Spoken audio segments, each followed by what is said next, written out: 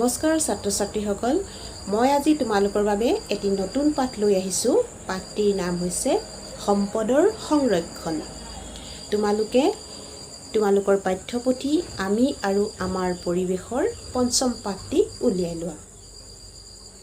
আমি ইতিমধ্যে আগৰ পাঠটিত পঢ়িছিলোঁ যে প্ৰাকৃতিক সম্পদসমূহ কি কি। আমি পাইছিলোঁ যে প্ৰাকৃতিক সম্পদসমূহ হৈছে বনজ সম্পদ, জলজ সম্পদ, কৃষিজাত সম্পদ আৰু খনিজ সম্পদ। এই সম্পদসমূহৰ এতিয়া আমি এই পাঠটোৰ জৰিয়তে কেনেদৰে এই সম্পদসমূহ সংৰক্ষণ কৰিব পাৰি বা এই সম্পদসমূহ কিয় সংৰক্ষণ কৰিব লাগে আৰু কি কি কাৰণত এই সম্পদসমূহ ধ্বংস হৈ গৈছে তাৰ ওপৰত আমি কিছু কথা আজি আলোচনা কৰিম। আমাৰ পৃথিৱীৰ পৰা এতিয়া বহুতো জীৱ-জন্তু লুপ্ত হৈ গৈছে, মানে নোহোৱা হৈ গৈছে। কিয় জানানে? এই যে আমি যধে মধে গছ বন কাটি পেলাইছোঁ, যধে মধে বিভিন্ন জীৱ-জন্তু হত্যা কৰিছোঁ আৰু বিভিন্ন ঠাইত আমি খনন কাৰ্য আৰম্ভ কৰিছোঁ। আৰু সেইবাবেই সেই এটা উপযুক্ত পৰিৱেশ নোপোৱাৰ কাৰণে কি হৈছে, পৃথিৱীৰ পৰা বিভিন্ন ধৰণৰ প্ৰাণী নোহোৱা হৈ গৈছে। বহুত বছৰ আগতে পৃথিৱীত থাকিবৰ কাৰণে আজি এই পৃথিৱীত এটা উপযুক্ত পৰিৱেশ নোহোৱা হৈছে। ঠিক সেইদৰে আৰু এবিধ প্ৰাণী আছে, নাম হৈছে ড'ডো। এই ড'ডো চৰাইটো বহুত বছৰ আগতে আমাৰ পৃথিৱীত আছিল, কিন্তু এতিয়া সম্পূৰ্ণভাৱে ই বিলুপ্ত হৈ গৈছে। কেনেকৈ বিলুপ্ত হ'ল জানানে? মৰিচাছ দ্বীপত এই চৰাইটোৱে বাস কৰিছিল। তেওঁৰ খাদ্য আছিল কেলভেৰিয়া মেজো নামৰ এবিধ গছৰ গুটি, আৰু এই গুটিবোৰ বৰ টান আছিল আৰু মাটিত ৰুই দিলেও ই নগজিছিল। কিন্তু এই ড'ডো চৰাইয়ে গছৰ গুটিবোৰ খাই যেতিয়া বিষ্ঠা হিচাপে উলিয়াই দিছিল, তেতিয়া গছৰ গুটিবোৰ সহজে গজি উঠিছিল। মৰিচাছ দ্বীপলৈ অহা জাহাজৰ নাবিকবোৰে এই চৰাইবোৰ ধৰি ধৰি খাবলৈ ধৰিলে। এই চৰাইবোৰ ধৰিবলৈ খুব সহজ আছিল, তেওঁলোকে দৌৰিব নোৱাৰিছিল। আৰু এনেদৰে কিছু বছৰ পিছত লাহে লাহে মৰিচাছ দ্বীপৰ পৰা এই চৰাইটো নোহোৱা হৈ গ'ল আৰু কেলভেৰিয়া মেজো নামৰ গছবিধো তাত নোহোৱা হৈ গ'ল। এতিয়া আমি জানো আহাচোন, কি কি কাৰণতনো আমাৰ বনাঞ্চলসমূহ ধ্বংস হৈছে আৰু এই বন্যপ্ৰাণীসমূহৰ সংখ্যা কমি আহিছে।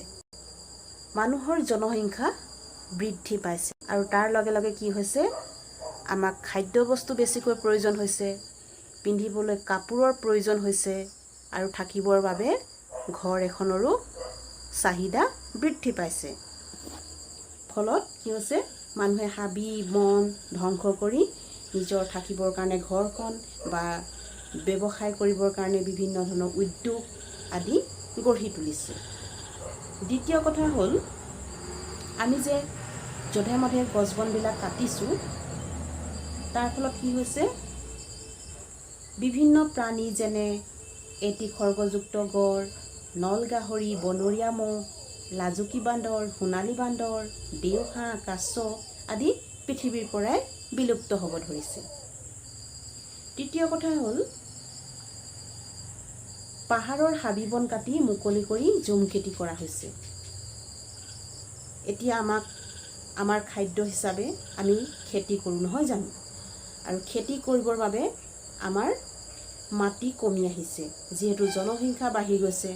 গতিকে যিখিনি আগত খেতি পথাৰৰ বাবে মাটি আছিল, সেই মাটিসমূহ ইতিমধ্যে ঘৰ দুৱাৰ ব্যৱসায় প্ৰতিষ্ঠান আদি স্থাপন কৰাৰ লগে লগে খেতিৰ মাটি কমি আহিছে। তাৰ কাৰণে আমি কি কৰিছোঁ, পাহাৰৰ হাবি বন কাটি মুকলি কৰি আমি খেতি কৰিছোঁ। এই পাহাৰত যিবোৰ খেতি কৰোঁ সেইবিলাকক জুম খেতি বুলি কোৱা হয়। তাৰপিছত বিস্তীৰ্ণ তৃণভূমিবোৰ চহাই কৃষিভূমিত পৰিণত কৰা হৈছে। আৰু যিবিলাক জীৱ জন্তুৱে চৰি থাকে বা চৰণীয়া পথাৰ বিভিন্ন গছ গছনিৰে ভৰা সেই ঠাইবোৰ আমি কি কৰিছোঁ, হাল বাই তাতে আমি খেতি কৰিছোঁ।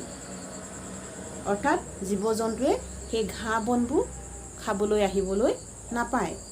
আমি তাত মানুহে সেইখিনি ঠাই আগুৰি লৈছোঁ।